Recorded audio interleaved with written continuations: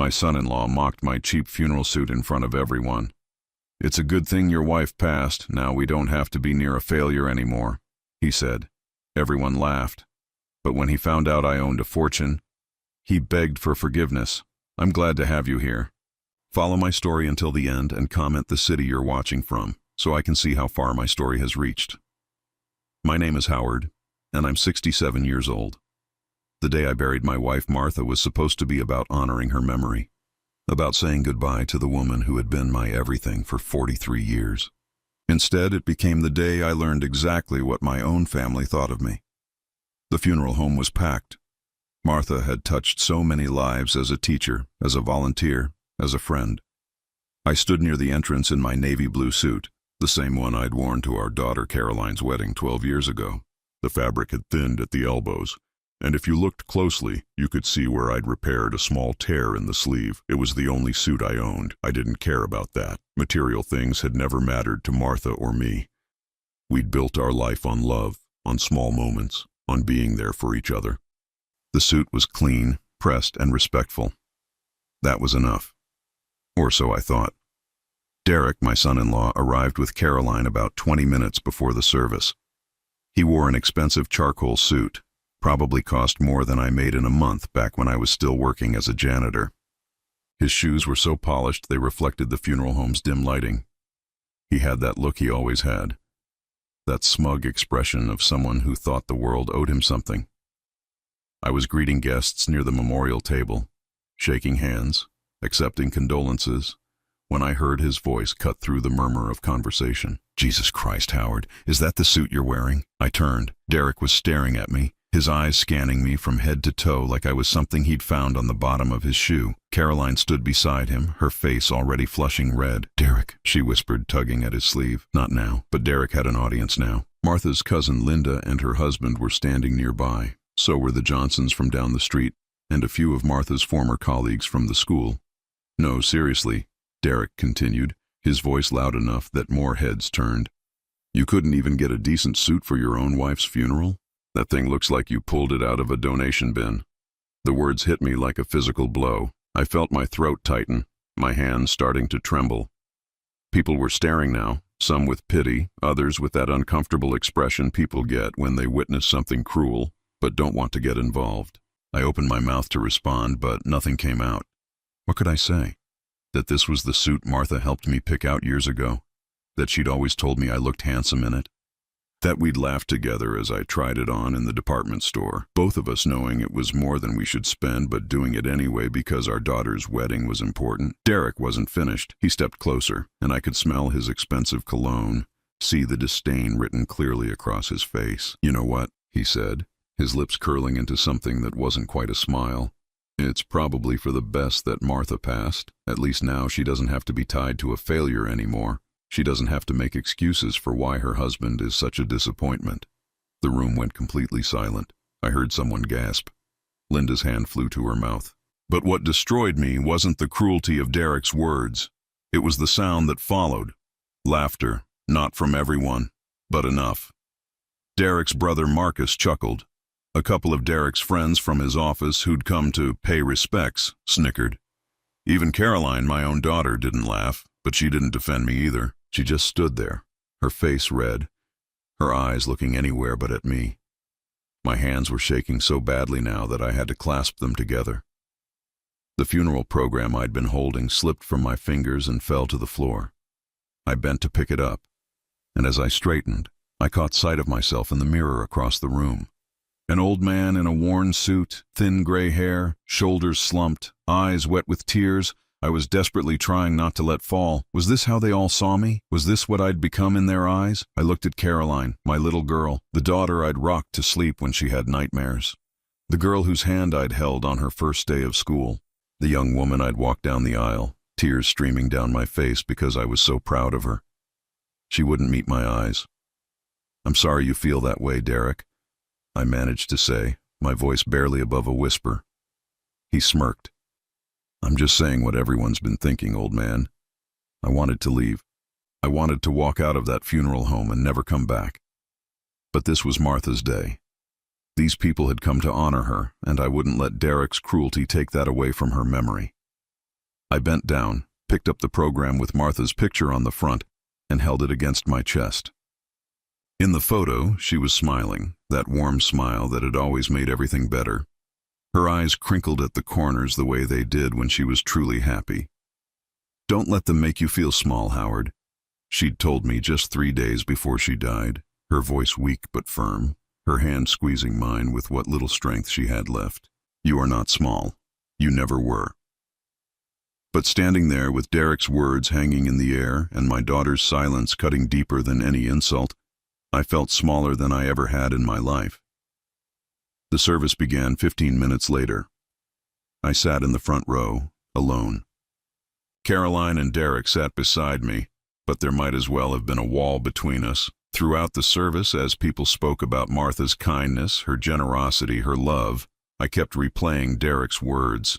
Failure, disappointment, better off without you. Was that how Martha had felt? Had I been a burden to her all these years? No, I knew better. Martha had loved me, in the quiet moments, in the way she'd hold my hand while we watched television, in the notes she'd leave in my lunch, in the way she'd look at me even after 4 decades together. She'd loved me, but our daughter didn't defend me, and that hurt worse than anything Derek could say. As they closed Martha's casket, I pressed my hand against the polished wood one last time. "I'm sorry," I whispered, though I wasn't sure what I was apologizing for. For the worn suit? For not being the success our son-in-law thought I should be? For somehow failing her? The receiving line after the service was torture. People shook my hand, offered condolences, but I could see some of them looking at my suit, probably thinking Derek had a point. I was a 70-year-old man in a cheap, worn-out suit at his wife's funeral. What did that say about me? By the time everyone left, I felt hollowed out, empty. I went home to our small house, the one Martha and I had lived in for 38 years. Everything here reminded me of her. The kitchen where she'd taught Caroline to bake, the garden she'd tended every spring, the bedroom where we'd held each other through good times and bad. I sat on the edge of our bed, still wearing that damn suit, and finally let myself cry. What I didn't know was that Martha had left me something that would change everything, something that would prove, once and for all, who the real failure was. But that revelation was still a week away. For now, all I had was grief, humiliation, and the echo of my daughter's silence. And Martha's last words, repeating in my head like a lifeline I wasn't sure I deserved to hold on to. "Don't let them make you feel small, Howard."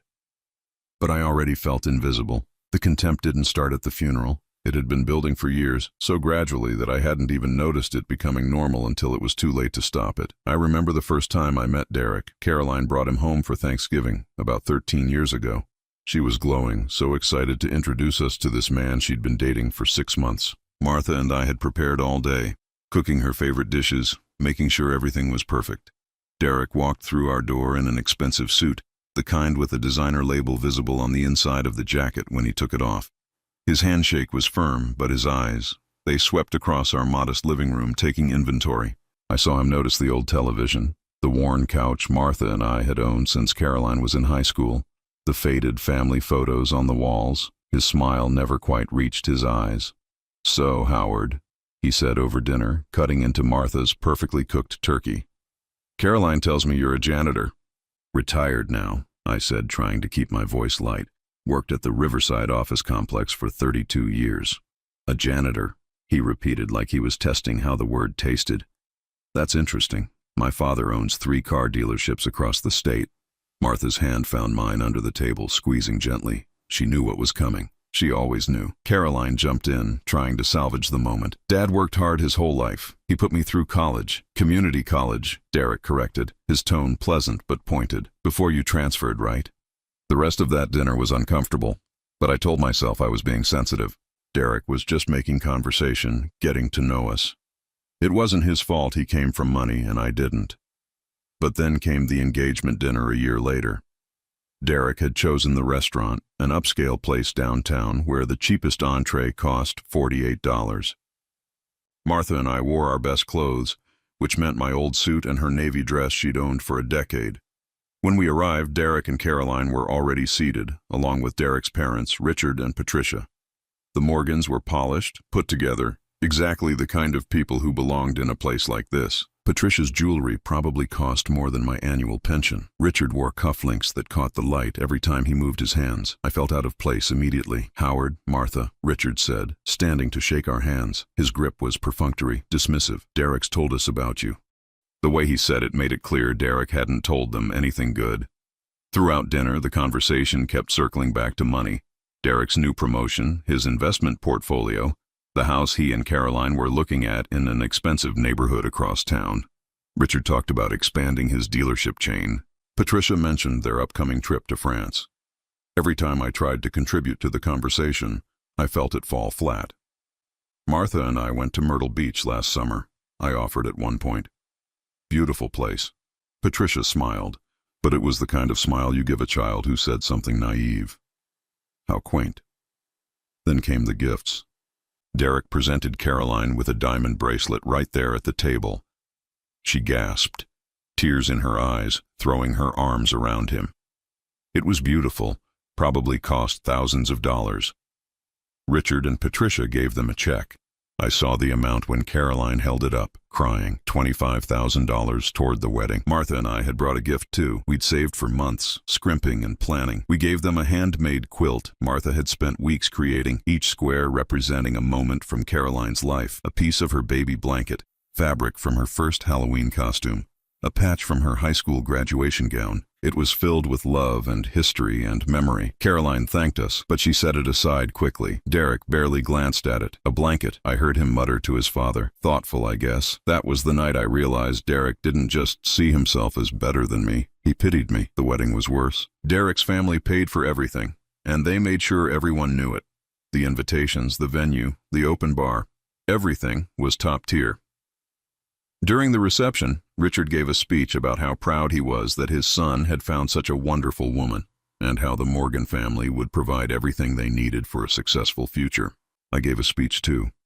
I talked about watching Caroline grow up, about how proud Martha and I were of the woman she'd become.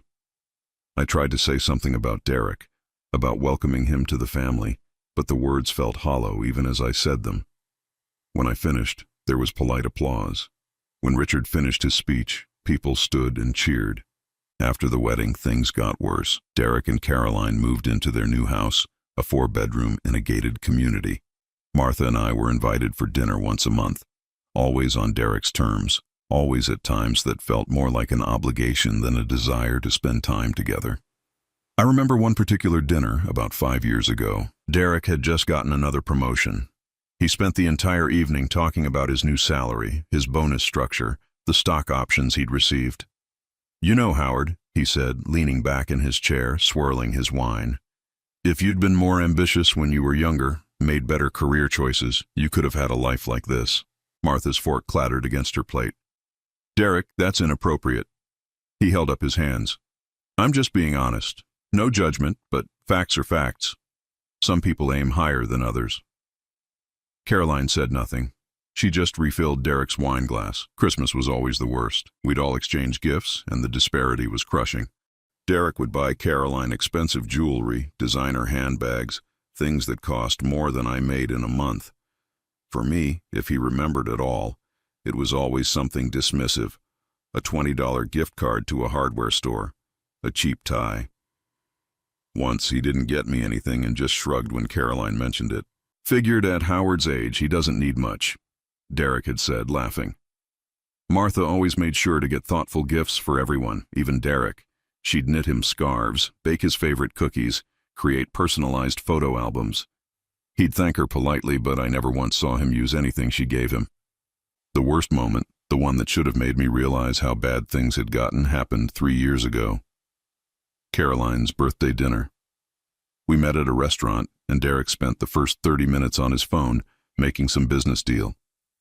When he finally put it down, he looked at me and said, "Must be nice to be retired, Howard. All that free time, no responsibilities, no pressure to perform." "I worked for 32 years, Derek," I said quietly. "Right, as a janitor." He said it like the job itself was a joke. "I just mean it's different. When you're in my position, there's always something on the line." You wouldn't understand that kind of stress. I looked at Caroline, waiting for her to say something. She was my daughter. She'd seen me work double shifts to pay for her school supplies. She'd watched Martha and me sacrifice so she could have a better life than we did. She just looked down at her menu. Dad did his best, she said finally, but her voice was so soft, so lacking in conviction, that it felt worse than saying nothing at all. That became the pattern. Derek would criticize, mock, belittle, and Caroline would either say nothing or offer the weakest possible defense before changing the subject. The investment conversation was the final straw before Martha got sick. Derek cornered me at their house, pulled up some app on his phone showing his stock portfolio. "See this?" he said, shoving the screen in my face. "This is what smart money management looks like. You and Martha could have had security if you'd thought about the future instead of just scraping by." "We were happy," I said. He laughed. "Happy and broke. Great combination." Martha had been in the other room with Caroline, but I knew she heard. When we left that night, she cried in the car. Not for herself, but for me, for having to endure it. "Why do you let him talk to you like that?" she asked. "Because he's Caroline's husband," I said, "and I don't want to lose her." But the truth was, I'd already lost her. Somewhere along the way, my daughter had chosen Derek's world over mine, chosen his values over the ones Martha and I had tried to teach her. And when Martha got sick 6 months ago, when the cancer came fast and cruel, Carolyn and Derek's visits became even less frequent. They'd stop by the hospital, stay 20 minutes, long enough to look concerned, but never long enough to actually help. Derek would stand at the foot of Martha's bed, checking his watch, making comments about how hospital visits depressed him, how he needed to get back to work. Martha would just squeeze my hand and smile weakly. She never complained, not once, but I knew. I knew she saw what I saw. Our daughter had become someone we didn't recognize, someone who valued appearance and money more than character and love, and Derek had been the architect of it all. Now, sitting in our empty house a week after the funeral, surrounded by memories of Martha, I couldn't stop replaying every moment, every insult, every dismissal, every time Caroline chose silence over defending her own father. I felt the weight of it all crushing me. I didn't know then that everything was about to change. I didn't know that Martha, even in death, was about to teach them all one final lesson, a lesson about who really mattered, about what real success looked like, about the cost of cruelty and the price of contempt. The letter from her lawyer would arrive in 2 days, and nothing would ever be the same again. The envelope arrived on a Tuesday morning, 9 days after Martha's funeral. I was sitting at the kitchen table, staring at a cup of coffee that had gone cold hours ago. The house felt too quiet. Every creak, every settling sound reminded me that I was alone now. When the doorbell rang, I almost didn't answer it. I wasn't ready for more casseroles from well-meaning neighbors or more pitying looks from people who'd heard about the funeral incident. But the ringing persisted, so I shuffled to the door. A young man in a suit stood on my porch holding a leather briefcase. He couldn't have been more than 30, with perfectly combed hair and wire-rimmed glasses. "Mr. Howard Castellan?" he asked. "That's me. I'm James Wickham, from Wickham and Associates. I was Mrs. Castellan's attorney. May I come in?" Martha had an attorney. In 43 years of marriage, she'd never mentioned having a lawyer. We'd always handled everything ourselves, our simple wills drawn up at one of those discount legal services years ago. I led him to the living room. He sat on the couch, opened his briefcase with precise movements, and pulled out a thick manila folder. "Mr. Castellan, I'm here to discuss your wife's estate." I almost laughed. Estate. We had this house paid off after decades of mortgage payments. We had my pension. We had a small savings account with maybe $8,000 in it. Some estate. "I'm aware of what we have," I said. "It's not much, but it's enough for me." James Wickham looked at me with an expression I couldn't quite read. He opened the folder and pulled out several documents, spreading them across our coffee table. "Mr. Castellan, I don't think you understand. Your wife had significant assets that she kept private at her request." The words didn't make sense. I stared at the papers in front of me, seeing numbers and legal terms that might as well have been written in a foreign language. "What are you talking about?" He pulled out a single sheet, turned it toward me, and pointed at a number at the bottom. $8,700,000. I read it 3 times. The numbers didn't change. "That's impossible," I whispered. "There's been a mistake. We never had. This can't be right." James Wickham's expression softened. "It's correct, Mr. Castellan. Your wife was a very astute investor. She wanted me to explain everything to you personally." He pulled out more documents, and slowly, piece by piece, he revealed a side of Martha I never knew existed. It had started in 1983. Martha's aunt, a woman I'd only met a handful of times, had passed away and left Martha an inheritance of $42,000. It wasn't a fortune, but it was more money than we'd ever seen at once. Martha had sat me down at this very kitchen table and told me about it. We'd discussed what to do with it. The roof needed repairs. Caroline needed braces. We had debt. But I'd said something that day, something I barely remembered. James had it written down in Martha's notes. "You told her," he said, reading from a document, "that the building where you worked as a janitor, the Riverside office complex, had some interesting tech companies starting up. You mentioned one in particular, a small software company that was working on something about data management. You said they seemed smart, dedicated. You told Martha, if I had money to invest, I'd bet on people like that." The memory came back slowly. Yeah, I'd said that. I used to chat with the young programmers when I cleaned their offices late at night, enthusiastic kids working on something they believed in. I'd been impressed by their dedication, how they'd work until 2 or 3 in the morning. Martha took $5,000 of that inheritance, James continued, and invested it in that company. It was called Data Stream Solutions. I knew that name. Everyone knew that name. DataStream had become one of the largest data management companies in the world. They'd gone public in the 90s, and their stock had split multiple times. She held on to those shares, James said. Never sold a single one, through every split, every surge. Do you know what $5,000 invested in DataStream in 1983 is worth today? I couldn't speak. I could barely breathe. $3,200,000. The room started spinning. I gripped the arm of my chair. But that's not all, James continued. Martha took another portion of that inheritance and bought property, a small lot on the outskirts of town, in an area that was undeveloped at the time. She paid $6,000 for it. I remembered that too. Martha had mentioned buying some land, said it was a good investment. I'd trusted her judgment. The area had been nothing but empty fields back then. That area is now part of the Riverside Commercial District, James said. She sold half of that land 15 years ago for $800,000 and invested the proceeds in index funds. The remaining half is currently valued at $2,100,000. My hands were shaking. I pressed them against my knees to steady them. The rest, James said, gathering the documents, came from careful, consistent investing over 40 years. Small amounts, nothing that would impact your daily life, but invested wisely in mutual funds, bonds, and blue-chip stocks. Your wife was exceptionally financially savvy, Mr. Castellan. Why? The word came out as barely a whisper. Why didn't she tell me? James reached into his briefcase and pulled out a sealed envelope. My name was written on it in Martha's handwriting. She left this for you. She made me promise to deliver it personally after I explained everything. My fingers trembled as I took the envelope. I stared at it for a long moment before carefully tearing it open. Inside were 3 pages, filled with Martha's neat cursive handwriting. I recognized it immediately. The way she made her capital letters, the little flourish on her signature. The date at the top was from 3 weeks before she died. "My dearest Howard," it began. I had to stop reading for a moment.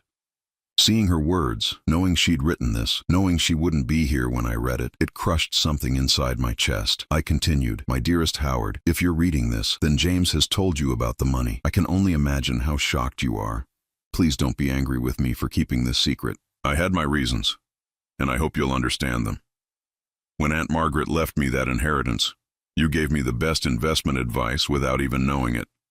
You pointed me toward DataStream because you saw something in those young people, something about dedication and innovation that resonated with you. You've always had that gift, Howard. You see the good in people, the potential, even when they don't see it themselves.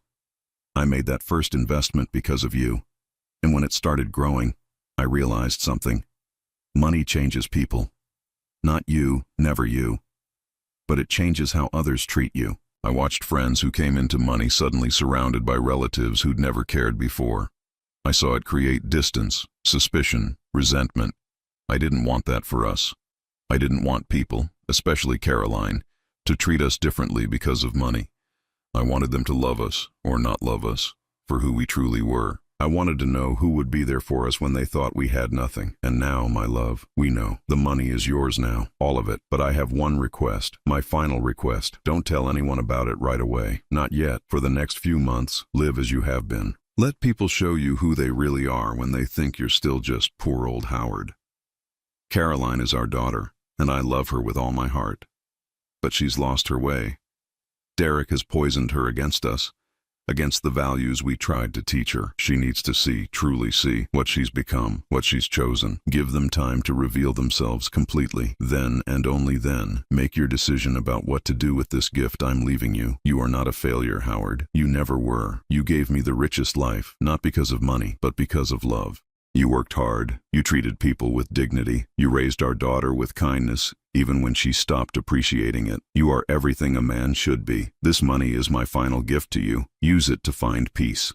Use it to live the life we always dreamed of but thought we couldn't afford. Travel. See the world.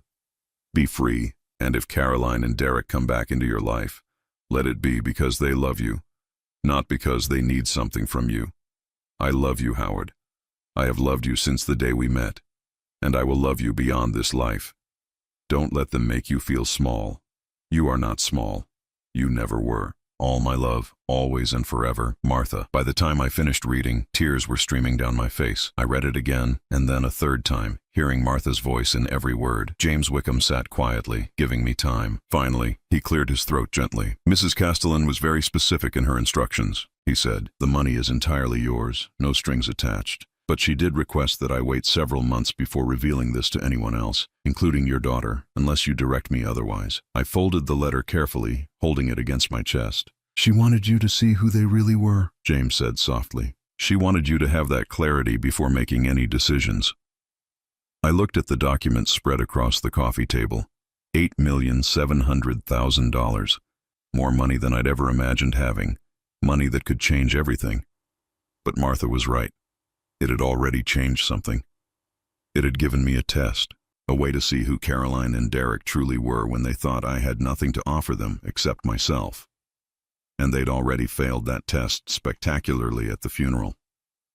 But Martha wanted me to let it play out, to give them every chance to show their true colors, to make sure there was no doubt, no second guessing, no wondering if I'd misjudged them. What do I need to do? I asked James. Nothing right now, he said. The money is in secure accounts. It's generating interest. When you're ready, we'll discuss how you want to manage it, what you want to do with it. But for now, as per your wife's wishes, we wait. After James left, I sat alone in the living room, Martha's letter in my hands. The house was still too quiet, but somehow I felt less alone than I had in days. Martha had protected me one last time. She'd given me the truth, wrapped in financial security and a test that would reveal everything I needed to know. I thought about Derek's words at the funeral, about Caroline's silence, about years of contempt and dismissal. They thought I was nothing. They thought Martha's death freed them from the burden of pretending to care about a failure. I looked at the letter again, at Martha's words. Don't let them make you feel small. You are not small. You never were. For the first time since the funeral, I felt something other than grief and humiliation. I felt a quiet, cold clarity. Martha had given me a gift, not just the money, but the truth. And now, I was going to honor her final wish. I was going to let Derek and Caroline show me exactly who they'd become, and then I would decide what came next. 3 weeks after I learned about Martha's secret, Caroline called. It was the first time I'd heard from her since the funeral, and even then, she hadn't called to check on me. She'd sent a text. Hope you're doing okay, Dad. 4 words. After everything. Now her name was flashing on my phone screen. I let it ring 3 times before answering, Martha's letter fresh in my mind. Hi, Caroline. Dad. Her voice was tight, strained. How are you holding up? The question felt performative, like she was reading from a script. I could hear Derek in the background, his voice muffled but present. I'm managing, I said, keeping my voice neutral. That's good. That's really good. A pause. Listen, Derek and I were talking, and we thought maybe you'd like to come over for dinner. This Saturday. Would that work? I looked around the empty house. Martha's reading chair sat by the window, her bookmark still holding her place in a novel she'd never finish. Her coffee mug was still in the dish drainer because I couldn't bring myself to put it away. Sure, I said. What time? 7 o'clock. And Dad, Derek wanted me to mention, he feels really bad about what happened at the funeral. He was under a lot of stress, and he wants to apologize properly. I almost laughed. Stress. That was the excuse for telling a grieving widower that his dead wife was better off without him. "I'll be there," I said. When I arrived at their house that Saturday, carrying a store-bought pie because Martha wasn't here to bake anymore, Derek answered the door with a smile that didn't reach his eyes. "Howard, come in, come in." He actually put his hand on my shoulder, a gesture he'd never made before. "Can I take your coat?" The house smelled like expensive takeout. Through the doorway to the kitchen, I could see containers from that upscale Italian place downtown, the one where a single entree cost $60. Caroline appeared, wearing a dress that looked new. She hugged me, but it felt stiff, obligatory. "Dad, it's so good to see you. Come sit down. Dinner's almost ready." We settled in the dining room, and Derek poured wine into crystal glasses that I'd never seen them use before. Everything felt orchestrated, rehearsed. "Howard," Derek began, swirling his wine in a way that seemed practiced. "I need to address what happened at the funeral." I was completely out of line. I waited. I didn't make it easy for him. "I've been under enormous pressure at work," he continued, glancing at Caroline for support. "The stress got to me, and I took it out on you at the worst possible moment. I'm deeply sorry." The apology was hollow. I could hear it in his tone, see it in the way his eyes kept darting away. This wasn't about remorse. This was about something else. "I appreciate that," I said carefully. Caroline jumped in, too eager. "We've both been worried about you, Dad. Living alone in that big house, it must be so hard." Our house wasn't big. It was 1,200 square feet, 3 bedrooms, built in the 70s. But I didn't correct her. "It's an adjustment," I admitted. Derek leaned forward, his expression shifting into something that might have been meant to look concerned. "Have you thought about what you're going to do? I mean, financially speaking. Dad's pension can only stretch so far." There it was, less than 5 minutes in, and we were already talking about money. "I'm getting by," I said. "But are you, though?" Derek pressed. "That house has to have expenses, maintenance, utilities, property taxes, and at your age, Howard, you need to think about healthcare costs, potential long-term care. These things add up." I took a sip of wine, watching him over the rim of the glass. Martha's words echoed in my mind. "Let them show you who they really are." "I appreciate your concern," I said evenly. Caroline reached across the table, her hand covering mine. "Dad, we want to help. We've been talking and, well, we think it might be time to consider your options." "Options?" Derek set his wine glass down with a soft clink. "That house is probably worth, what, $250,000 in today's market? Maybe $300,000 if you're lucky. That's a significant asset just sitting there." "It's my home," I said quietly. Of course," Derek said, his tone placating. "But it's a lot of house for one person. Have you considered downsizing? There are some very nice senior living communities in the area. You'd have less maintenance to worry about, built-in social activities, people your own age." I felt something cold settle in my chest. They were trying to get me to sell my house, the house where Martha and I had built our life, where we'd raised Caroline, where every room held memories of her. "I'm 67, Derek," I said, "not 90. I don't need a nursing home." "Not a nursing home," Caroline interjected quickly. "Just something more manageable, more appropriate for your stage of life." More appropriate. As if my grief had an appropriate square footage. "And the thing is," Derek continued, leaning back in his chair with false casualness, "if you did decide to sell, Caroline and I could help you find a place. We could even help manage the proceeds from the sale, make sure they're invested properly so you have steady income." There it was, the real reason for this dinner. They wanted access to whatever money they thought I might have from selling the house. "That's very thoughtful," I said, my voice carefully neutral, "but I'm not ready to make any big decisions right now." Derek's expression flickered, just for a second. Frustration, maybe disappointment. Then the mask was back in place. "Of course not. It's too soon. But when you are ready, we're here for you. That's what family is for, right? Supporting each other." The irony of those words coming from him was almost too much. Dinner was served and the conversation shifted to safer topics. Derek talked about work, about a promotion he was expecting. Caroline mentioned redecorating their guest room. Neither of them asked about Martha. Neither of them asked how I was really coping. Neither of them seemed to notice or care that I barely touched my food. As I was preparing to leave, Derek walked me to the door. He put his hand on my shoulder again, that same uncomfortable gesture from earlier. "Howard, I know we've had our differences," he said, his voice low. "But I want you to know, moving forward, things are going to be different. You're family, and family takes care of each other." I looked him in the eye.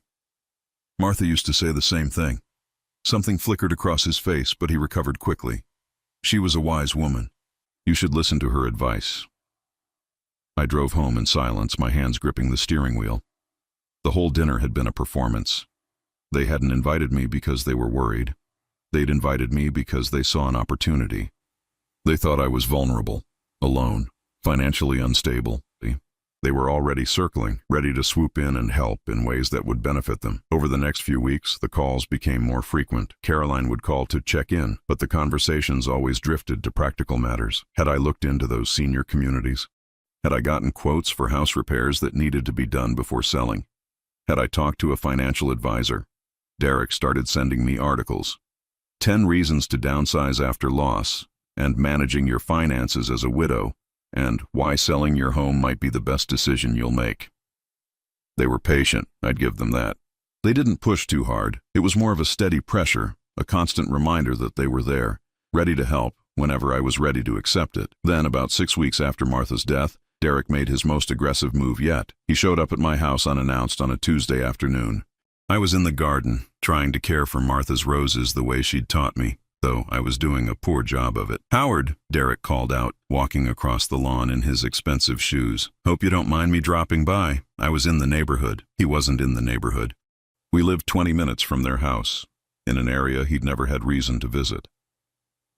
"What can I do for you, Derek?" He looked around the yard, his expression assessing. "You know, this property really is too much for one person to maintain. Look at those gutters, they're starting to sag. And the fence over there needs repairs." "I'm aware," I said. "Howard, can I be straight with you, man to man?" I set down my gardening shears and stood up, wiping dirt from my hands. "Caroline and I are worried about you," he said. "Not just about the house, but about everything. You're living on a fixed income, you're alone, and you're not getting any younger. We want to help, but you keep shutting us out." "I'm not shutting anyone out. I'm grieving my wife." "I get that," Derek said, but his tone suggested he didn't. "But grief doesn't pay bills. Grief doesn't fix gutters, or replace roofs, or cover medical emergencies. You need to be practical here." "What exactly are you suggesting, Derek?" He took a breath, like he was preparing to say something important. "Sell the house. Move into something smaller, cheaper. Take whatever equity you have left after Martha's medical bills, and let me help you invest it properly. I have connections, financial advisors who can make sure your money works for you." I stared at him. The audacity was breathtaking. "And I suppose you'd want some kind of fee for this help?" He had the decency to look slightly uncomfortable. "It's customary to compensate financial advisors, but that's not what this is about. This is about making sure you're taken care of." "I see. Do you?" He stepped closer. "Because from where I'm standing, you're a stubborn old man who's too proud to admit he needs help. Martha's gone, Howard. You don't have her to lean on anymore. You need family now more than ever." The manipulation was so blatant, so transparent, that I almost told him everything right then. Almost revealed that I had more money than he'd earned in his entire career. Almost watched his face crumble when he realized I didn't need his help, had never needed it. But Martha's words stopped me.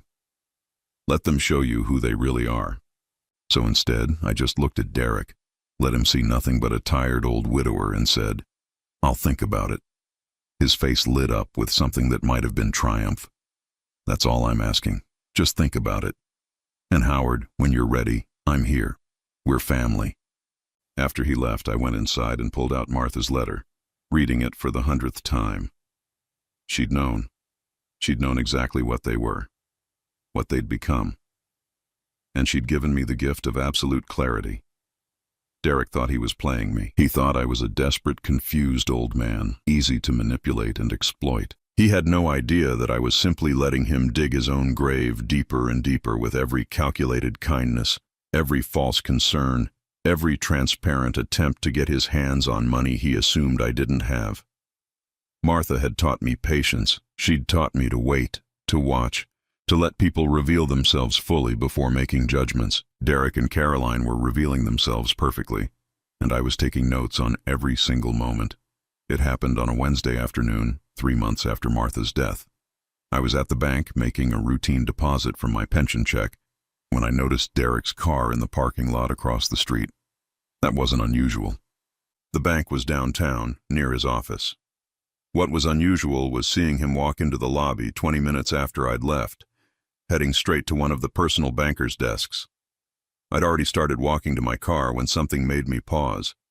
Call it instinct, or maybe Martha watching over me. I sat in my car, partially hidden behind a delivery truck, and waited. 30 minutes later, Derek emerged from the bank. He was on his phone, and even from a distance I could see the frustration on his face. He was gesturing as he talked, his free hand cutting through the air in sharp, angry movements. Then I heard him say my name. I rolled down my window slightly, just enough to catch fragments of his conversation as he walked toward his car. The old man has nothing. Checked his accounts. Barely $10,000 total. I don't know what Caroline expected me to find. My hands tightened on the steering wheel. He'd been checking my bank accounts, or trying to. The banker must have refused to give him information, but Derek had clearly been digging, trying to find out exactly how much money I had. That evening, Caroline called.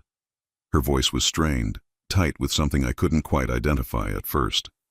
"Dad, we need to talk. Can Derek and I come over tomorrow?" "What's this about?"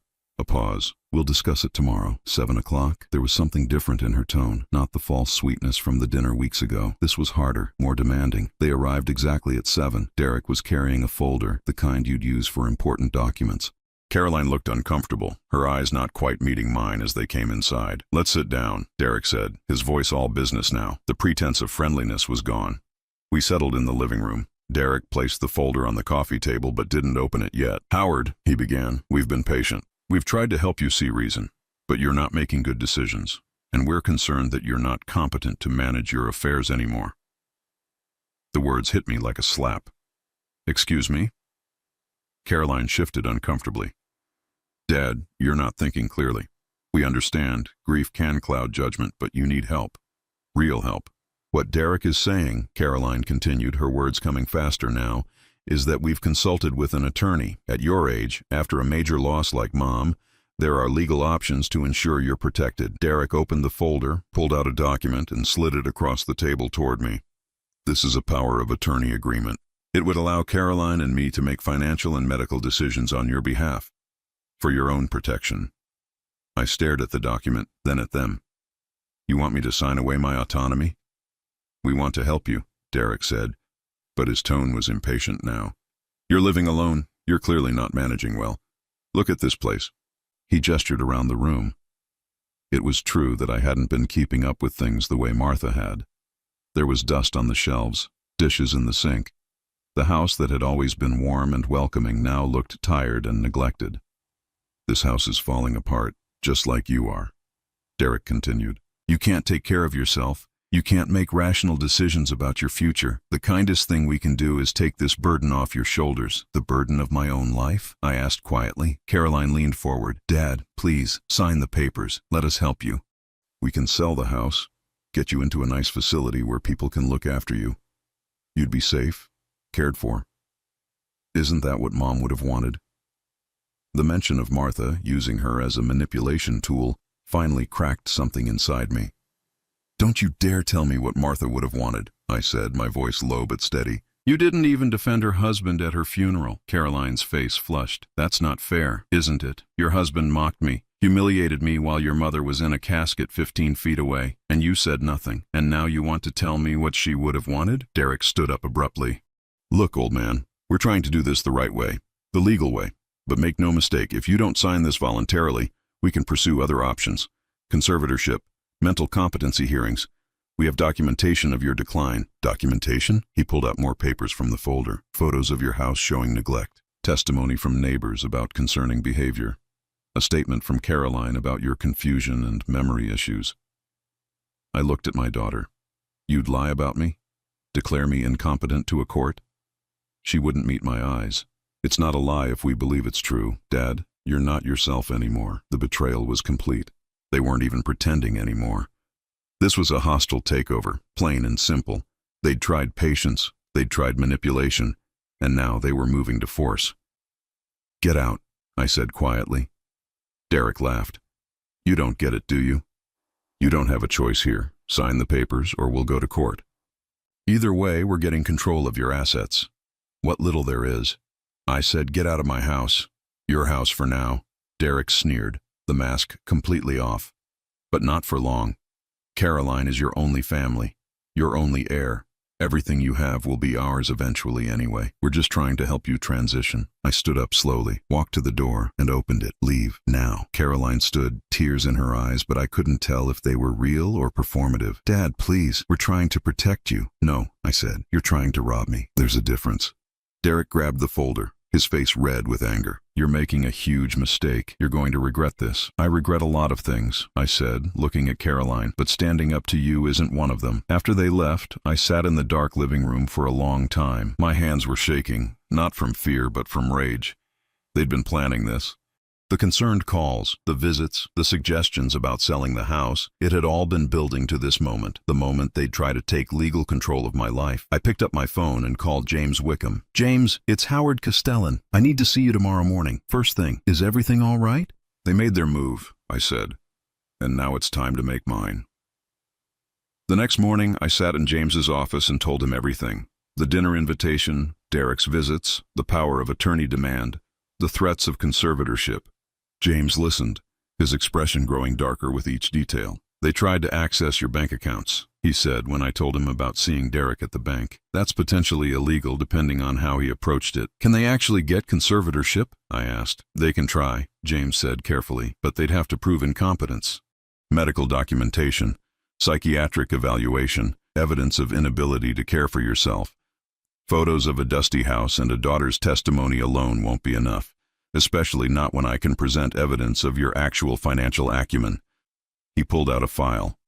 "Your investment portfolio, managed by you over the past 3 months since Martha's death, has grown by 4%. You've been making sound decisions, paying bills on time, managing everything perfectly. You're far from incompetent." "What do I do?" James leaned back in his chair. "That depends. What do you want to do?" "Martha asked you to wait, to let them reveal themselves.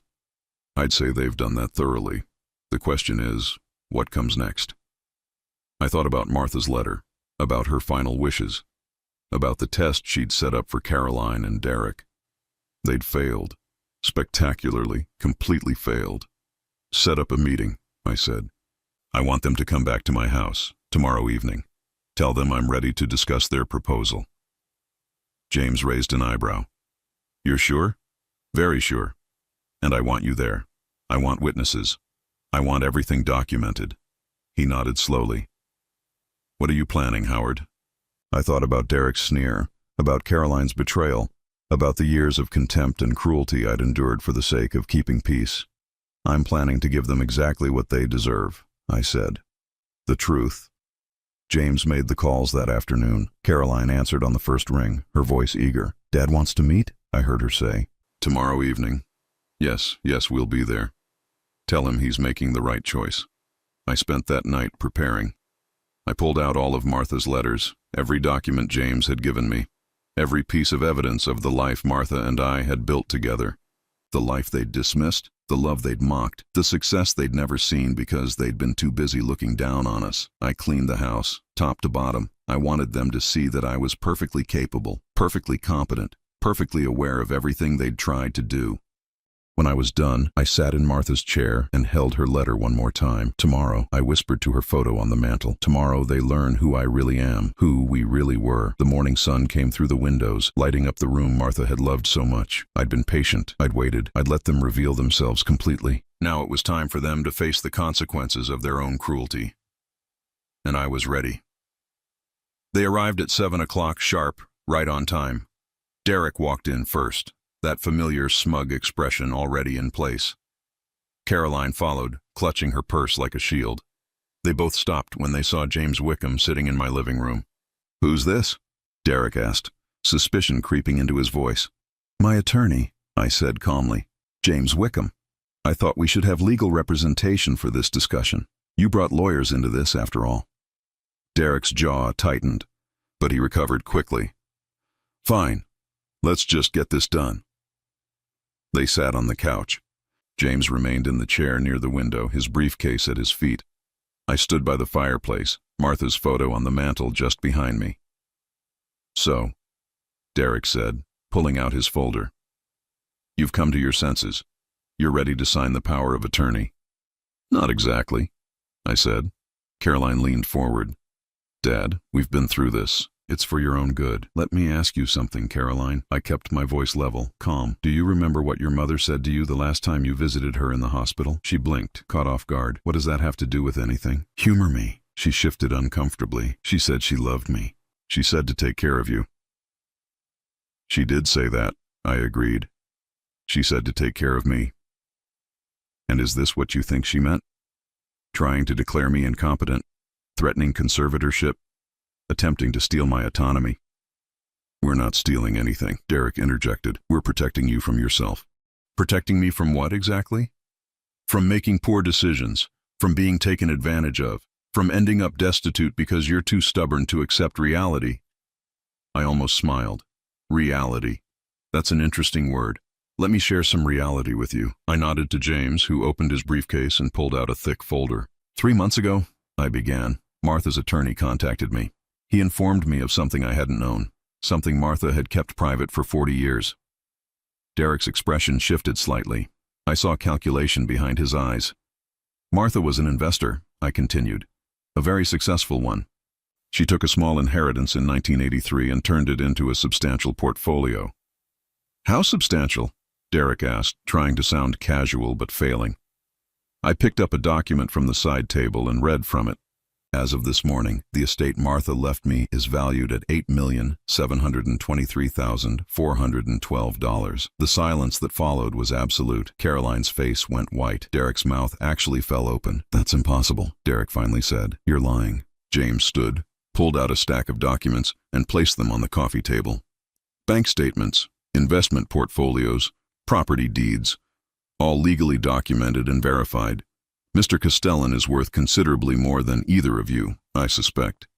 Derek grabbed the papers, his hands shaking as he flipped through them.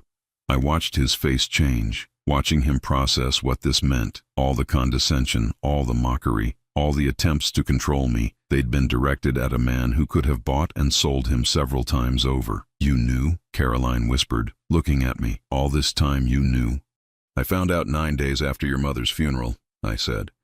9 days after Derek told me Martha was better off dead than married to a failure. 9 days after you stood by and said nothing while he humiliated me at her funeral." Caroline's eyes filled with tears. "Dad, I didn't know. If I'd known, I never wouldn't have what?" I cut her off. "Wouldn't have tried to get me declared incompetent? Wouldn't have plotted with your husband to steal what little you thought I had? The only thing that would have changed is that you'd have been kinder while you were doing it."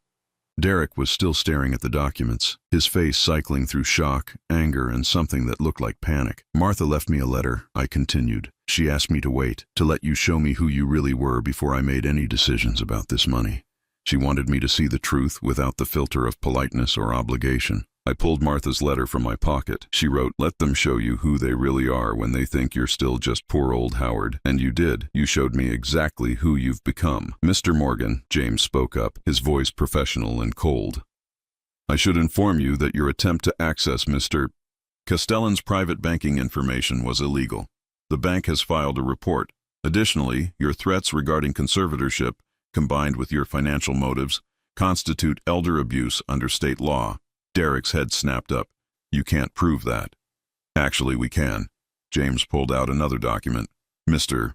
Castellan has been recording your conversations, legal in this state with single-party consent. We have documentation of every threat, every manipulation, every attempt to coerce him into signing over his assets." Caroline stood abruptly. "Dad, please, we made mistakes, but we're family. We can fix this." "Can we?" I asked. "Can you fix years of contempt? Can you fix standing by while your husband mocked me? Can you fix trying to rob me of my independence? Tell me, Caroline, how do you fix that?" She was crying openly now. "I was wrong. We were wrong. But please don't shut us out. You're all I have left." "That's not true," I said quietly. "You have Derek. You made your choice years ago, and it wasn't me." Derek finally found his voice, but it was different now. Desperate. "Howard, look, we can start over. Forget all this. You're right, I was out of line. Way out of line. But we're family, and family forgives each other, right?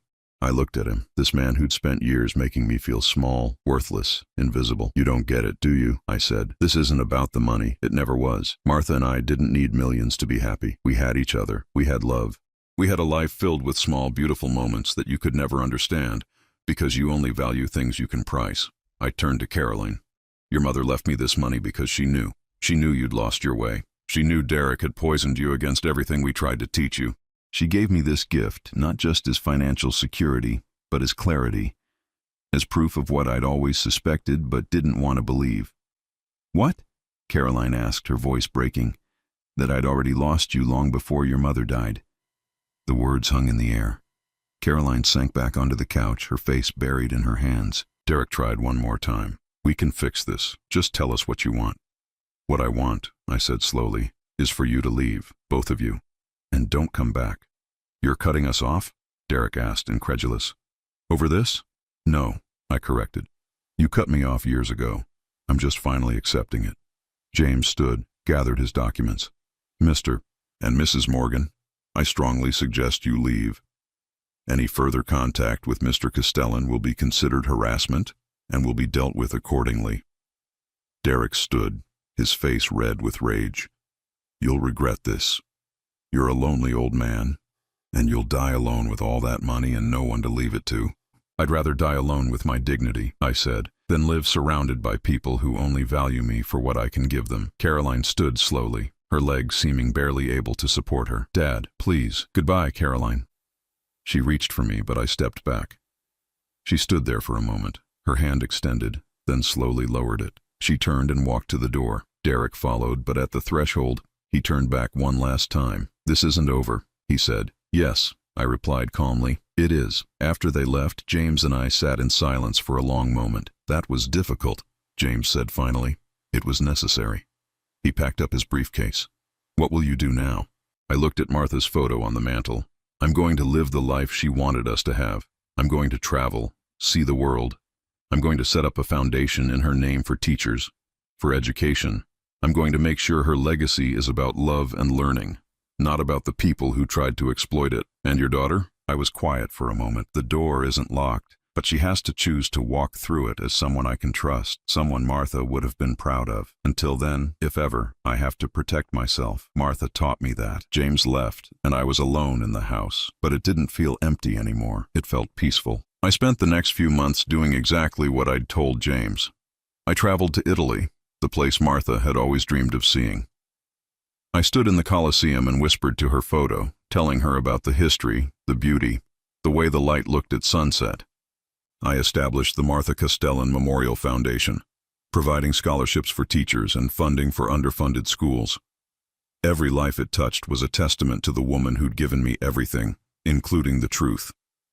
Caroline tried to reach out twice. Brief emails, carefully worded. I didn't respond. Derek, I heard through the grapevine, had spiraled. Financial troubles, stress. They'd divorced within a year. I felt nothing about it, not satisfaction, not pity, just a distant acknowledgement that actions have consequences. 1 year after Martha's death, I stood at her grave with fresh flowers. The stone was simple, the way she would have wanted. "You were right," I told her, "about everything, about letting them show me the truth, about not letting them make me feel small." The wind rustled through the trees, and for a moment, I could almost hear her voice. "You are not small, Howard. You never were." I smiled, tears streaming down my face, but they weren't tears of grief anymore. They were tears of liberation. I'd spent 67 years learning what love was, and in the end, Martha had taught me one final lesson. That sometimes the greatest act of love is knowing when to let go. I walked away from her grave, the sun warm on my face. I had a flight to catch in the morning. Greece this time. Martha had always wanted to see the Parthenon. Behind me, the past rested peacefully beneath the earth. Ahead of me, the future stretched out, full of possibility and freedom. And for the first time since the funeral, I felt truly, completely at peace. I wasn't a failure. I never had been. I was exactly who Martha had always known I was. A man who loved deeply, who worked honestly, who deserved respect not because of money, but because of character. And now finally, I believed it too.